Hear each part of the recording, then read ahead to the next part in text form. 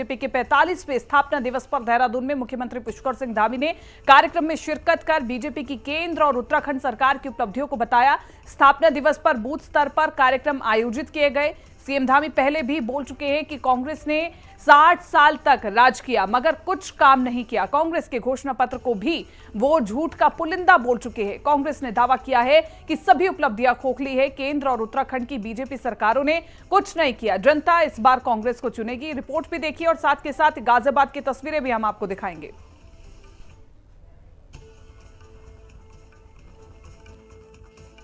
45वें स्थापना दिवस पर मुख्यमंत्री पुष्कर सिंह धामी ने कहा कि 2014 और 2019 की तरह इस बार भी उत्तराखंड की जनता 5 सीट बीजेपी की झोली में डालेगी। सीएम धामी पहले ही बोल चुके हैं कि कांग्रेस ने 60 साल तक राज किया मगर सीमांत क्षेत्रों के साथ उत्तराखंड के लिए कोई काम नहीं किया। बीजेपी ने इतना काम किया है कि लोकसभा चुनाव के जो नतीजे आने वाले हैं उसे कांग्रेस ने अभी ही मान लिया है। उत्तराखंड के स्थायी बाशिंदों, सैनिकों, सभी के लिए उनकी सरकार ने काम किया है।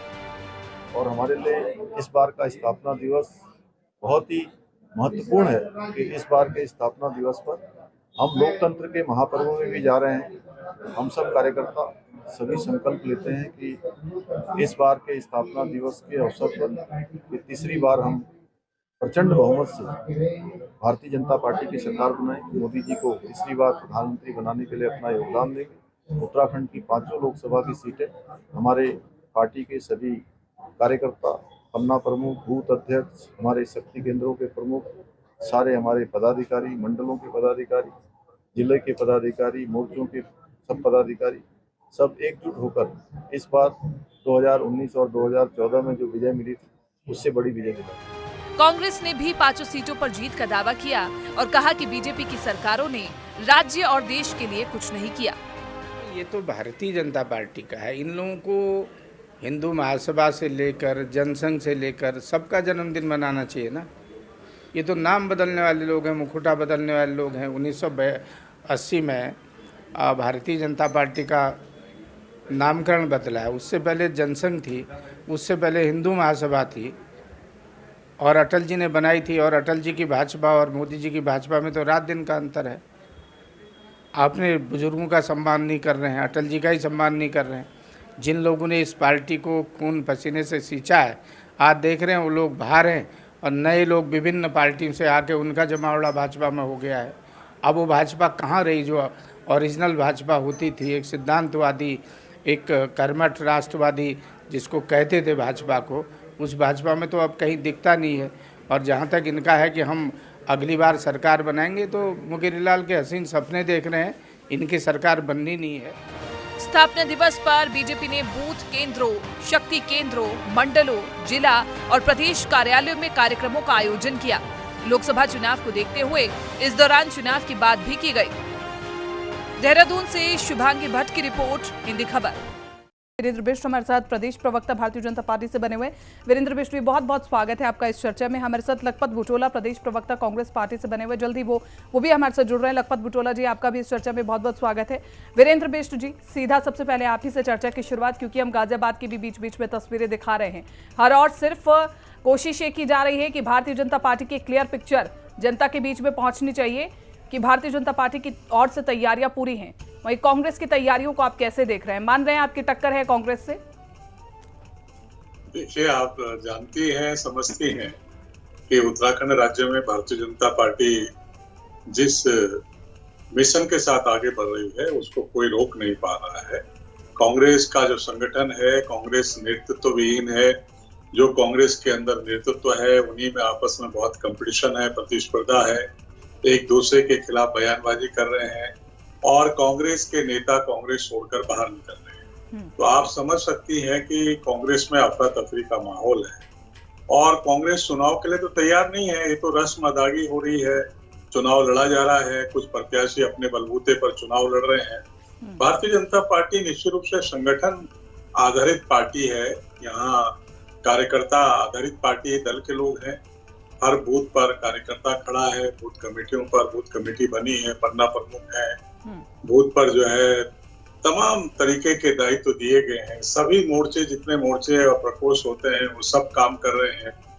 तो भारतीय जनता पार्टी उत्तराखंड राज्य में, जिसके लगभग 15 लाख के लगभग सदस्य हैं, वो 11,647 बूथों पर लगातार काम करती है। प्रवास है, संपर्क है, विभिन्न कार्यक्रम चल रहे हैं, नित्य चल रहे हैं। आपके अखबार, टीवी, मीडिया में, हिंदी खबर में भी नित्य कार्यक्रमों को आप दिखाने का काम कर रहे हैं। उसी के एवज में आप देखेंगे कि कांग्रेस कहीं आपको दिखाई नहीं दे रही है। अब चुनावों में जरूर झंडे, बैनर दिखाई दे रहे हैं, प्रत्याशी चुनाव लड़ रहे हैं, उनके पास पैसा नहीं है, संगठन के पास पैसा नहीं है, उनके बड़े नेताओं का कार्यक्रम अभी लगा नहीं है।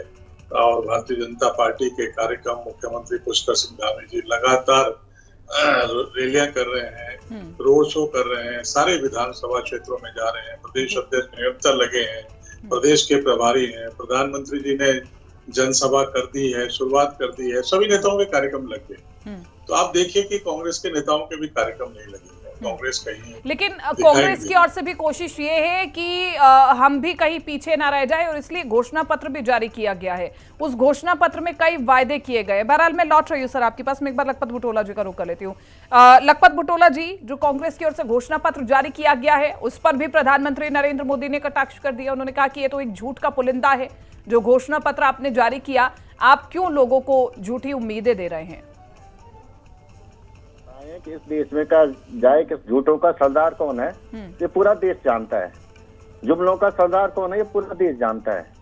और जो झूठ होता है, जो चोर होता है, दूसरे को चोर समझ के उस पर ब्लेम करने का काम करता है। मैं ये कह सकता हूँ कि इस देश का दुर्भाग्य है, और मैं कह सकता हूँ कि प्रधानमंत्री जैसा महत्वपूर्ण पद पे रह करके इतने झूठ 10 साल में बोले गए हैं, और इतना इतिहास में मुझे नहीं लगता कभी बोला गया। आप 10 साल से सत्ता में, अकाउंटेबिलिटी आपकी है।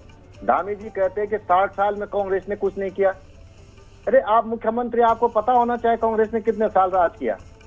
वो भी झूठ बोल रहे हैं। ये सोचे जनता अनपढ़ है। अरे ये तो बताए कांग्रेस ने कितना साल राज किया, वो भी झूठ है। मैं एक चीज कह सकता हूँ कि ये चीज समझ लीजिएगा, जिस देश में आज एक संवैधानिक पद पे बैठे हुए व्यक्ति इतने झूठ बोले हो, निर्जनता से झूठ बोले, जनता के भी झूठ बोले, बार बार झूठ बोले, तो दूसरों को कहेंगे। मैं आपसे कह सकता हूँ, वीरेंद्र बिष्ट हमारे बड़े भाई हैं, वो जानते हैं कि कांग्रेस ने इस देश को कहां से कहां पहुंचाया है। क्या देश में था आजादी में? 565 रियासतों को मिला के संयुक्त हिंदुस्तान बनाए। आजादी के पास चाहे गोवा हो, मणिपुर हो, सिक्किम हो, कई राज्यों को हिंदुस्तान से जोड़ने का काम किया गया।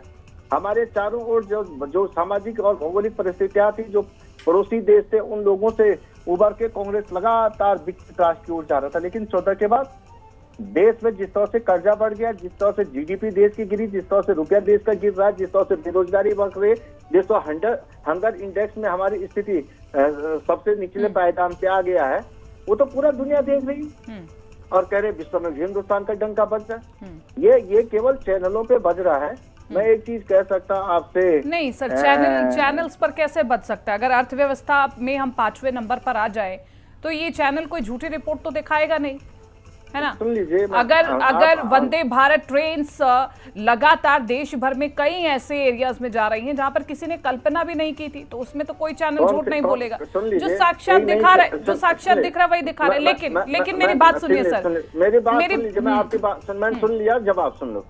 आप एक नया रोड बता दे कि जो हिंदुस्तान में बनाया रेल ट्रैक का, बता दीजिए। उसी ट्रैक पे वंदे भारत चल रहे जो कांग्रेस ने बिछाई थी।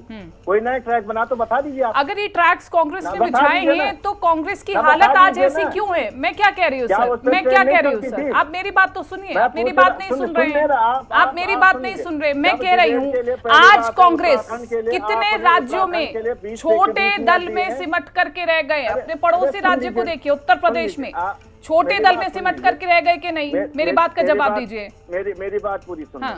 पहली बात यह है कि उत्तराखंड की डिबेट के लिए यदि आपने 20 मिनट 25 मिनट दिया तो उत्तराखंड की बात कीजिए, मोदी जी को मत दिखाइए। मैं आपसे रिक्वेस्ट करता हूँ।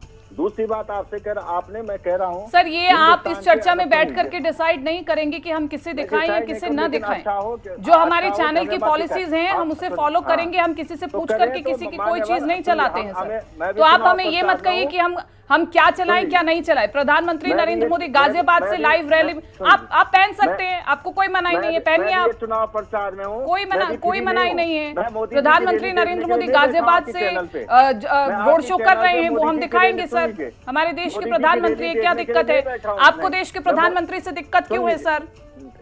आप देश के प्रधानमंत्री क्या दिक्कत? चुनाव नहीं चल रहा क्या? प्रधानमंत्री तो जनता चुनेगी ना 24 में, किसको? तो क्या हम राहुल गांधी की जनसभा को नहीं दिखा रहे हैं क्या सर? आप सुन लिया? क्या हम राहुल गांधी की जनसभा को नहीं दिखा रहे हैं? क्या हम राहुल गांधी की जनसभा को नहीं दिखा रहे हैं?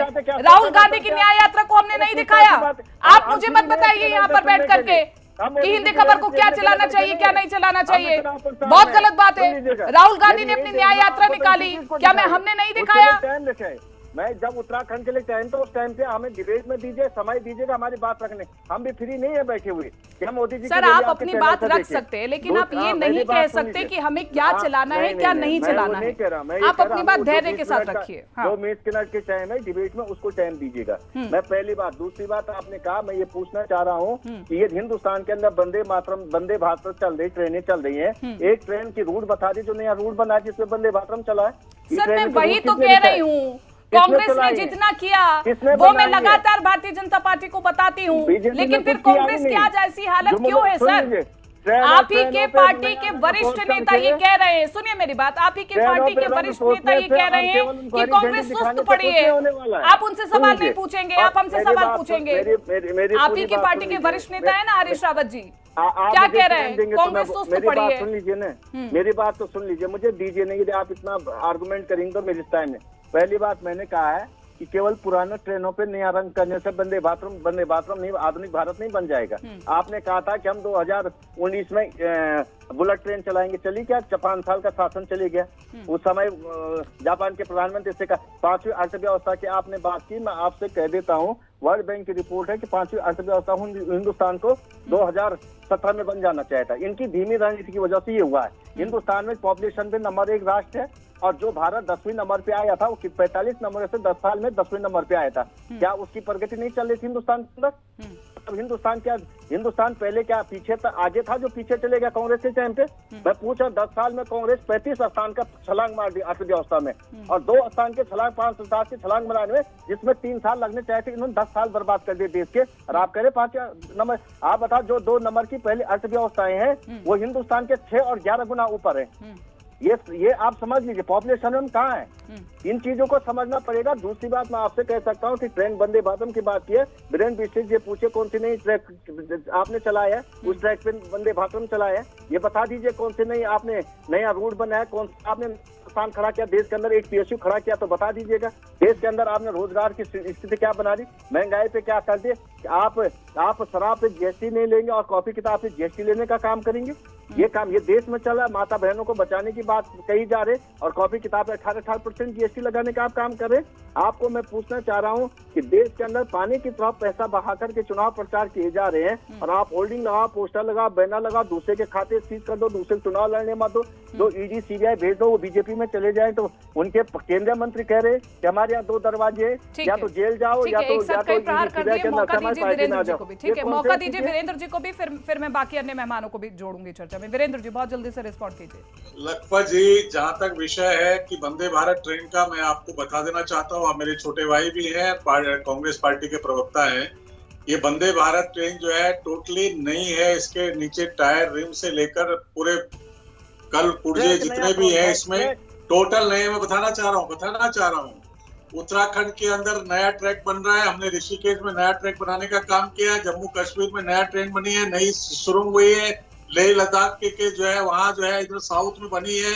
ऐसी बहुत सारी जगह बनी है, बहुत सारी जो है और नए हवाई अड्डे बने हैं, बहुत सारे एम्स बने हैं, जो एम्स के आप दुहाई दे रहे हैं।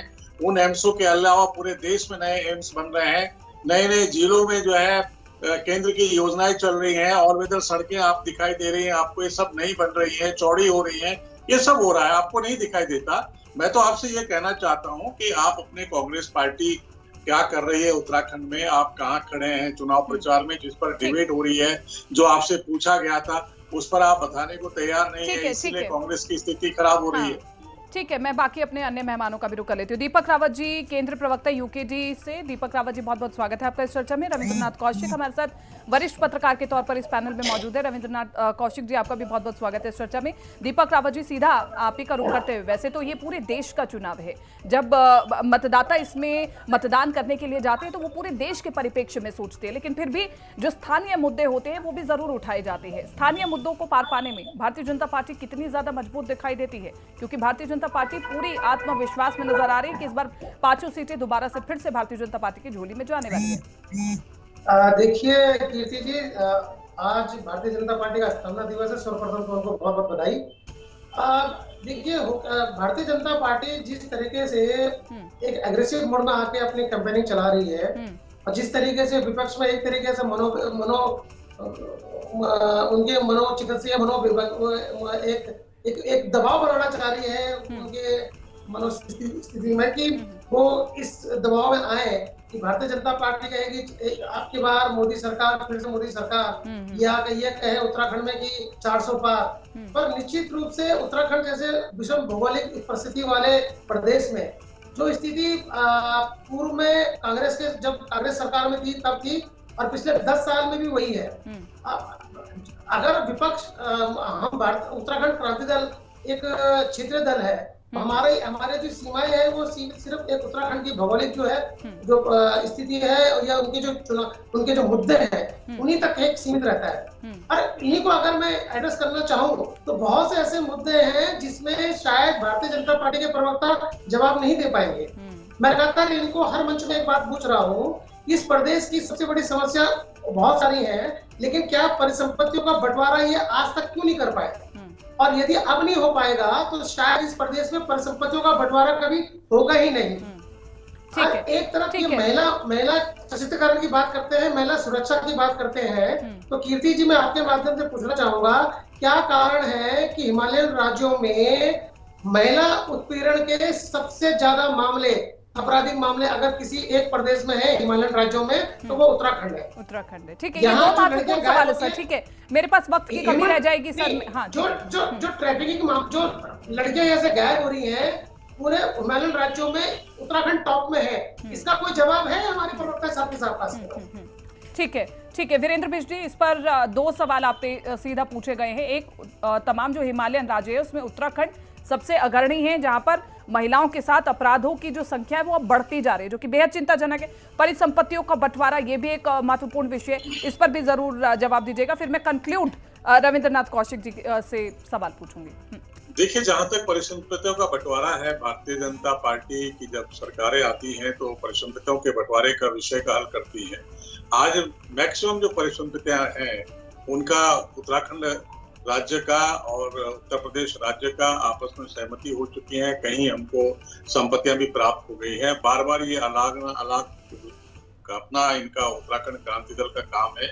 ये भी 2 सरकारों में रहे हैं, ये कांग्रेस की सरकार में भी रहे हैं, भारतीय जनता पार्टी की भी सरकार में रहे हैं, और इनके पास कैबिनेट मंत्री रहे हैं। इन्होंने दोनों सरकारों में, कांग्रेस और भारतीय जनता पार्टी की सरकार में सहयोग की भूमिका में निभाए। हमने परिसंपत्तियों के बंटवारों का हल निकाला है और हमने उनके हल निकाल लिया है। मैक्सिमम परिसंपत्तियों का हल निकल चुका है। जहाँ तक दूसरा विषय है महिला सशक्तिकरण का, महिला बहनों का मान और सम्मान का है, उसको हमने बढ़ाने का काम किया है। अभी यूसीसी में भी हमने महिलाओं को सशक्तिकरण करने का काम किया है। हमने महिला अपराधों को रोकने के लिए हमारी पुलिस प्रशासन नित्य काम कर रही है। हमने अधिकार जो उनको काम करने वाले अपराधी थे उनको पकड़ने का काम किया, उनको जेल में डालने का काम किया। सर, अभी तो ट्रिपल इंजन की सरकार है, उत्तर प्रदेश में भी बीजेपी, उत्तराखंड में भी बीजेपी, केंद्र में भी बीजेपी। परिसंपत्ति का बंटवारा जब आप कहते हैं मैक्सिमम हो चुका है, मैक्सिमम हो चुका है, ये जवाब नहीं देंगे, ठीक है, पूर्णतः जनता को बरगलाने के लिए नहीं। दीपक जी, वो आपके मुताबिक भी जवाब नहीं देंगे, ठीक है, ठीक है। वीरेंद्र जी, वरिष्ठ पत्रकार उनसे पूछ लीजिए। हाँ, यदि उत्तराखंड क्रांति दल गलत हुआ तो ठीक है, ठीक है, पत्रकार साहब बैठे हुए हैं। ठीक है, मैं रविंद्रनाथ जी का रुख कर लेती हूँ। रविंद्रनाथ जी, कॉन्क्लूड मैं आपसे पूछना चाहती हूँ कि भारतीय जनता पार्टी ने, चाहे वो यूसीसी हो या फिर तमाम जो मुद्दे हैं जिसमें दंगे होते हैं, उसमें तमाम जो लोग होते हैं उनसे ही भरपाई करना, यानी कि जो आरोपी होता है उनसे ही भरपाई करने का जो कानून लेकर के आए हैं, उसके अलावा तमाम जो कानून लेकर के आए उसके परिप्रेक्ष्य में भी बताइए, और उत्तराखंड में भारतीय जनता पार्टी के सांसदों का कैसा काम रहा है उसके बारे में भी आपको क्या लगता है कि क्या वो कॉन्फिडेंस होना चाहिए भारतीय जनता पार्टी के अंदर? देखो, ये सांसदों के बारे में तो मैं क्या कहूँ, सांसद खुद ही अपनी उपलब्धि बताएं तो बड़ी अच्छी बात होगी। और अगर सांसदों की उपलब्धि होती तो टीवी पे इतनी हाई तो बना बजती। वो भी जो है खुद प्रत्याशी जो है आपका मोदी जी के नाम पे वोट मांग रहे हैं। हरिद्वार से जो है टिकट कर गया श्रीमान जी का, पहले मंत्री पद गया फिर टिकट गया। ऐसे ही पौड़ी के हाल हैं, मुख्यमंत्री से गए फिर आपके टिकट से गए। तो उत्तराखंड की बात नहीं कहता हूँ मैं, सब जगह की बात कहता हूँ कि भाजपा के जितने सांसद हैं वो सब जो है मोदी जी के नाम की सवारी कर रहे हैं। और सर इससे भी तो भारतीय जनता पार्टी एक उपलब्धि के तौर पर बताती है कि कम से कम हमारे पास चेहरा तो है, विपक्ष के पास तो चेहरा भी नहीं है। बिल्कुल उपलब्धि है, काम भी है। वो तो जो हमारे कांग्रेस के मित्र बता रहे थे कि साहब अर्थव्यवस्था ये होगी और जो है वो ट्रेनों को रंग रोगन करके चला रहे हैं। तो अगर आप आंख बंद करके ऐसे चुनाव लड़ेंगे तो फिर तो दुर्घटनाएं होंगी भाई। जो सच है वो स्वीकार करिए और उसमें कमी निकालिए। बिल्कुल। मेरा तो सुझाव ये होगा कि भाजपा जो है वो जमीन से सत्ता तक कैसे आई है उसका अध्ययन करे। कांग्रेस तो अभी उसी नेस्टोरिज्म है कि भाई हम कुर्सी पे होते थे, हमारी कुर्सी जो चली गई है और हमारा दुर्भाग्य है तो हमारा कभी सौभाग्य आएगा। तो बड़ी दुर्भाग्य की बात है। अगर हरीश रावत जी खुद कह रहे हैं कि कांग्रेस सुस्त पड़ी है सर। वरिष्ठ नेता जिन्हें राजनीति में इतना लंबा अनुभव, वो जब ये बात कहते हैं तो भी अगर कांग्रेस की आंख नहीं खुल रही है तो बड़ी बात है सर। वो तो सच देख रहे हैं ना, वो प्रैक्टिकल आदमी, उन्हें जमीनी लड़ाई लड़नी पड़ेगी। सर एक परिसंपत्ति के बंटवारे के बारे में भी जवाब दे दीजिए, फिर मुझे चर्चा की समाप्ति करनी है। देखिए, परिसंपत्ति के बारे में जब उत्तराखंड बन रहा था उस टाइम में आपको सिर्फ 1 मिनट लूंगा। हरिद्वार को शामिल करने की व्यवस्था थी तो मांगा गया था हरिद्वार शहर शामिल कर लिया जाए। तो हमारे उस समय समाजवादी पार्टी के विधायक थे मुन्ना सिंह चौहान जी, उन्होंने कहा कि भाई जो गंग नहर है उसका रेगुलेटरी सिस्टम जो है अगर वो आपको नहीं मिला तो आपको जो है सिर्फ कुंभ मिलेगा या बोझ मिलेगा। तो वो सिस्टम जो है उसी समय लिया गया था। ठीक है। तो जब उत्तराखंड बना है तो परिसंपत्तियों के बारे में काफी जो है चिंता की गई थी। उधम सिंह नगर को कैसे शामिल किया गया था, जाट फर्नांडिस बीच में लाया गया, प्रकाश सिंह बादल को बीच में लाया गया, खुद काशी सिंह हैरी जी आपकी जो है वो उधम सिंह नगर में गए, उन्होंने आश्वासन दिया था कि भाई जो है वो यहाँ के लोगों के साथ पक्षपात नहीं होगा। तो ये परिसंपत्तियों की चिंता तो जो है जब राज्य गठन हुआ तभी से हो रही थी। ठीक है सर, मेरे पास वक्त की कमी है, नहीं तो मैं इस चर्चा को आगे लेकर के चलती। आप सभी का बहुत बहुत शुक्रिया इस चर्चा में शामिल होने के लिए, अपनी प्रतिक्रिया रखने के लिए। लेकिन निश्चित रूप से तमाम जो तस्वीरें गाजियाबाद से भी आ रही है वो तस्वीरें भी लगातार हम दिखा रहे हैं आपको, क्योंकि भारतीय जनता पार्टी लगातार मजबूती के साथ आगे बढ़ रही है। गाजियाबाद से तमाम तस्वीरें देख रहे हैं जिसमें प्रधानमंत्री नरेंद्र मोदी, मुख्यमंत्री योगी आदित्यनाथ और साथ में गाजियाबाद से प्रत्याशी अतुल गर्ग दिखाई दे रही है। उनके समर्थन में वोट की अपील करते हुए प्रधानमंत्री नरेंद्र मोदी नजर आ रहे हैं और ये जबरदस्त उत्साह है लोगों के अंदर। आप देखिए कि कितनी बड़ी संख्या में यहां पर लोग आए हुए हैं प्रधानमंत्री नरेंद्र मोदी को देखने के लिए। और फिलहाल इस चर्चा में मेरे साथ इतना ही, दीजिए इजाजत, नमस्कार।